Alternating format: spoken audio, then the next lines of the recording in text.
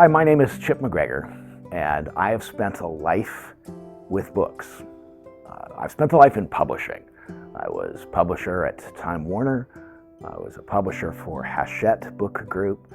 I've been a senior editor at a couple of houses. I've written or collaborated on dozens of books.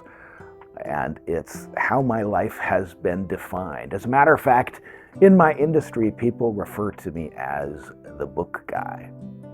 I recently had somebody approach me and complain that it's a terrible time for books, that computers are taking away everyone's ability to read, and that people just don't read as much as they used to.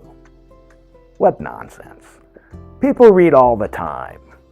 I remember when I was a kid and the U.S. government was worried that kids were going to lose the ability to read. And so they started a program called Why Johnny Can't Read.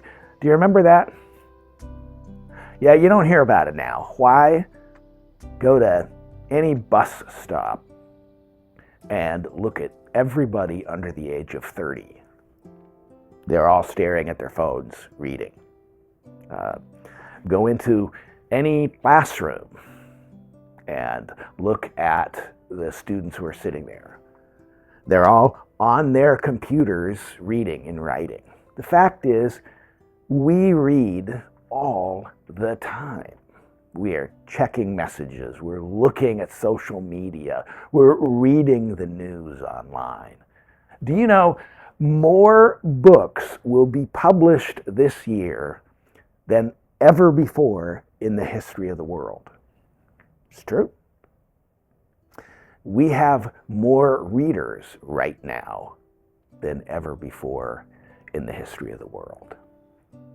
You might not know this, but stained glass windows, they were medieval comic books. Oh, it's true. The stories depicted on stained glass windows were put there to tell Bible stories specifically because most people in church couldn't read and write. So it gave a depiction, comic book if you will, where a pastor or a speaker could get up, point to it, and explain what was happening and tell people the stories from the good book. Nowadays, everybody can read. There is this misunderstood idea that anybody can write. Look, that's not true. Writing is an art. You probably know people in your church who can sing really well, and some people who can't sing. You probably know some people in your life who can draw or paint really well, and then some people like me who can't draw really well. If you've ever taken a dance class, you probably know there are some people who can dance beautifully, move naturally, and then there are people with 2 left feet. Look, writing is an art, and the fact is we have to figure out how to write well, how to express ourselves. But I do want to offer one caveat. I believe in writing. We are a culture that is based on stories. All of our entertainment is story-based. The most effective educational processes are story-based. We're a culture, a people, a group who love stories. Our faith is based on hearing the stories. You might feel that God's given you a story to tell, and that is great. I just want you to understand that there can be a difference between writing for yourself and writing for other people.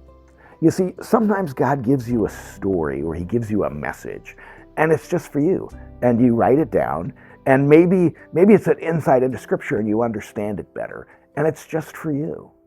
Or maybe it's you're writing a letter to a loved one, and it's just a message between the two of you. Even if you tell them a story, it's to encourage them, to foster something in them. That's writing, and it's valuable. but it's not for publication.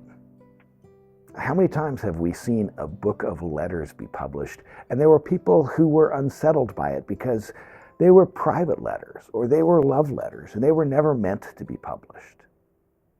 Sometimes you'll write something, and it's something on your Facebook page or your Instagram page, and it's just for your friends.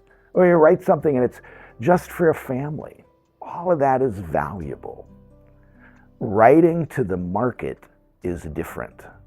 When you're writing to the market, you are basically creating messages, telling stories to try and present life-changing truths. And it really has to be that. It really has to be something greater than just, here's a cute idea I had for you. Here's a warm encouragement I had for you. The fact is, words shape us, words identify us, words stir us to action, but not all words are meant to be published. So I want to start there because I'm going to talk about how you move to publishing something.